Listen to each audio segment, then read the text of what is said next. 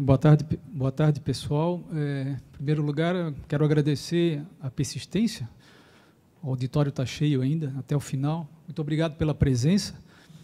Isso valoriza bastante o esforço grande que a gente vem fazendo aí, o hospital, ao longo de todo esse tempo. O meu papel aqui, o José Fernando já revisou a parte teórica do ecocardiograma, do papel dele durante o implante, e o meu papel aqui é trazer uma coisa mais prática, mostrando os casos. Esse mês agora a gente completa 100 casos de TAV no SOS Cardio, isso é um marco, e ao longo desses anos todos eu pude testemunhar claramente a importância do ecocardiograma em guiar o procedimento.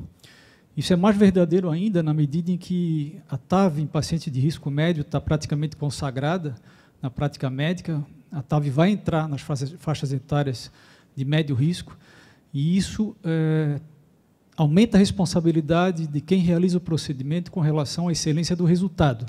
E para a excelência do resultado, o ecocardiograma é fundamental. Na realidade,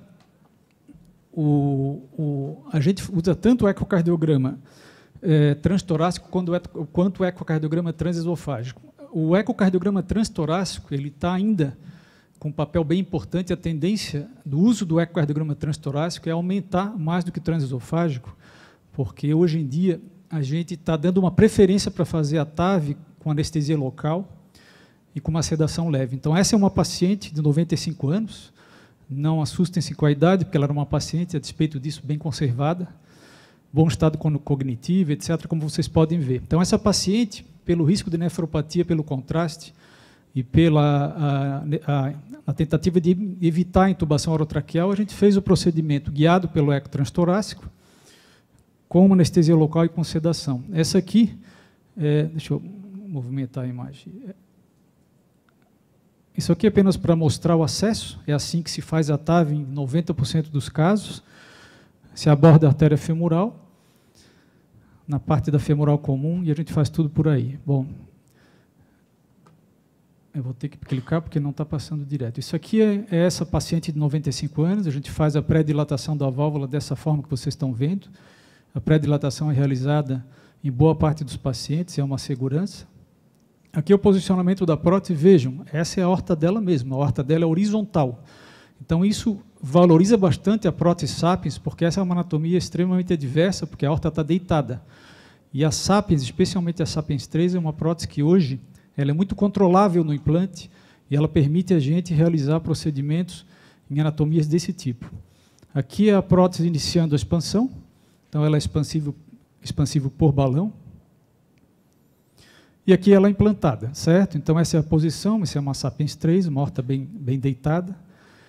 E aí entra, então, essa é a Sapiens 3, só para vocês visualizarem. Ela traz alguns avanços, dentre os quais eu destaco as células superiores maiores, isso aqui diminui bastante o risco de oclusão coronária. E esse forro externo, que na realidade é uma almofada, essa almofada, na hora que a gente trabalha em anatomias ruins, com maior chance de leak paravalvar, ela preenche os vazamentos, de tal forma que hoje a taxa de leak paravalvar moderado ou severo é muito baixa com a utilização da Sapiens 3, justamente por causa dessa almofada. Bom, vamos ver um pouco do eco. Então, esse é um caso prático, essa paciente de... Deixa eu voltar a imagem. Essa paciente... Se eu botar na imagem... Essa paciente de 95 anos, a gente utilizou o eco transtorácico. Naturalmente, o eco só se opta pelo eco transtorácico e por sedação quando o paciente tem uma janela ecocardiográfica transtorácica adequada e quando o paciente tem uma via aérea boa, boa se precisar uma intubação, poder ser feita com tranquilidade. Essa imagem, então, eu vou mostrar rapidamente, é um corte subcostal, a gente utiliza bastante para ter uma ideia do pericárdio no início do procedimento, para ter um elemento comparativo ao final, porque às vezes gera dúvida. Essa aqui é a janela em que a gente vê o miocárdio bastante hipertrófico, vejam o tamanho da cavidade, vejam a espessura do miocárdio, aqui a válvula bastante calcificada. Então, isso a gente consegue, com essas imagens, embora elas possam parecer imagens muito ruins, mas a gente consegue ver o que a gente precisa, que é tamanho de cavidade, grau de hipertrofia, contratilidade segmentar, porque se o paciente tiver alguma oclusão coronária, a gente vai saber como era o miocárdio antes na sua contratilidade e também o aparato valvar ali com a calcificação.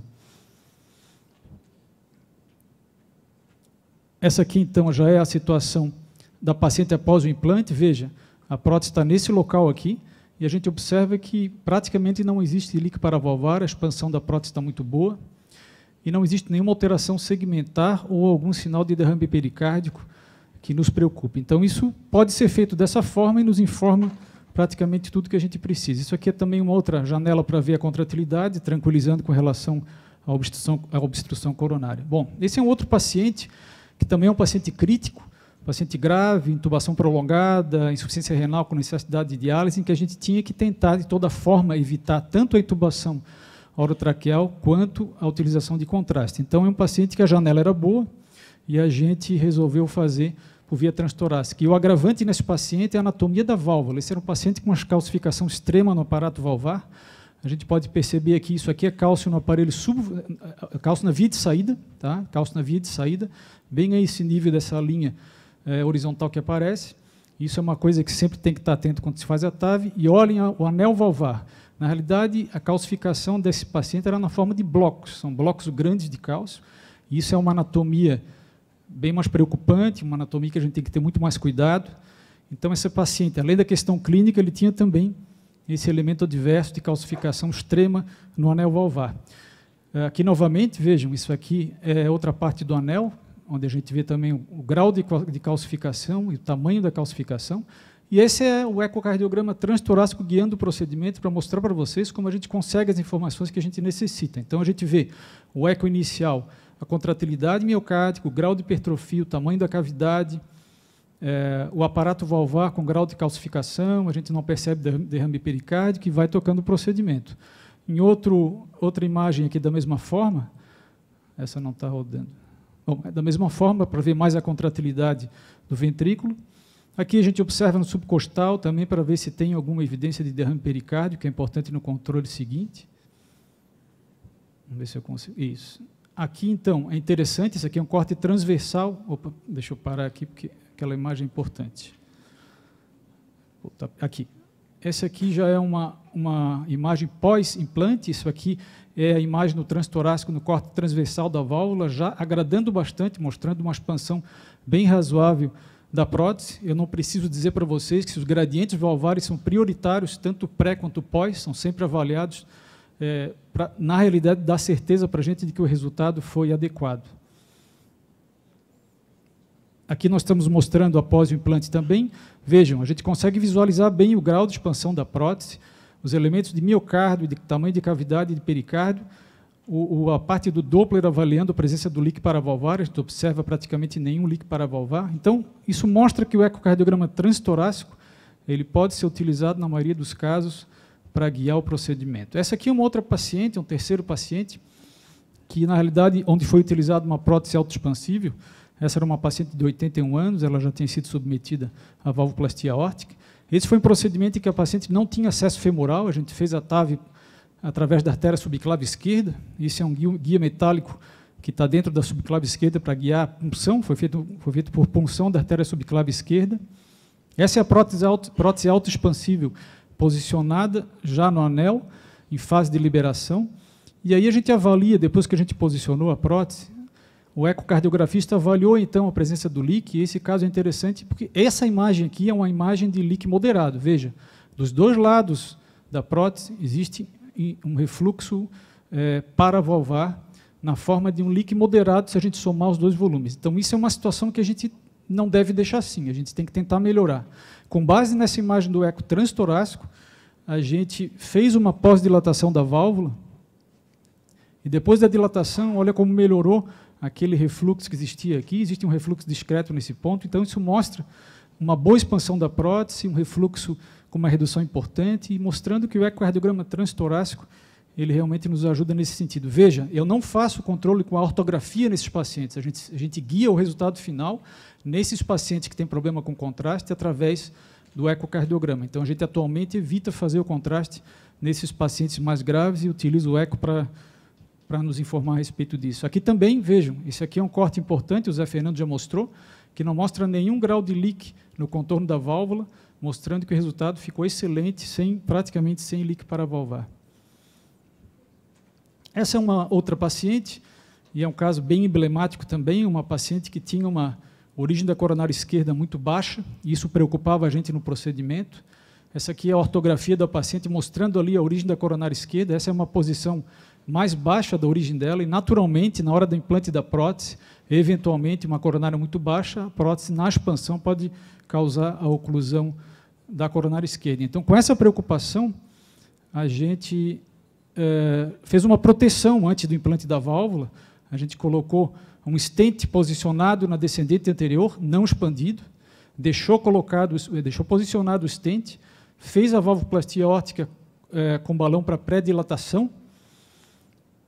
Aí a gente vê a contrastação da aorta. Vejam, na hora que se injeta o contraste na aorta, não se vê contraste praticamente na coronária esquerda. Isso é uma coisa preocupante, porque imagine-se que na hora do implante vai acontecer a mesma coisa. De toda forma, a gente estava com o stent posicionado e a gente pôde, então, continuar o procedimento. Esse aqui é o procedimento do implante. Vamos ver se eu consigo rodar aqui. Exatamente. Esse aqui é o procedimento do implante, é um implante também numa válvula expansiva por balão. Aqui a prótese implantada. Olha, aparentemente a coronária esquerda está livre, mas será que está? Será que o fluxo está bom? Nesse momento entra o papel do eco, porque se o eco demonstra, nesse momento, que a parede anterior cai, despenca, isso é sinal claro de que a gente tem que fazer o implante do stent o mais rápido possível. E aqui, nessa imagem, ela custa para passar, por isso que eu estou demorando. Quem trabalha com a imagem na projeção, para terminar o caso, para a gente não passar do tempo, olha como comprimiu a coronária esquerda. Ali tem uma imagem negativa, que na sequência a gente percebeu, de que teria obrigatoriamente que fazer o implante do stent. Aqui a gente está implantando o stent. Aqui já é com o stent implantado, a gente colocou mais um para fazer a força, para ter força radial. E, durante esse procedimento, o ecocardiograma vai nos mostrando e nos guiando se o procedimento está indo bem, se o fluxo coronário está preservado. Esse é o resultado final, com o implante do stent norte da coronária esquerda, nos deixando tranquilo. Então, é assim que a gente trabalha, esses são casos emblemáticos, mas em todos os procedimentos, o ecocardiograma sempre traz alguma informação bem valiosa. Muito obrigado.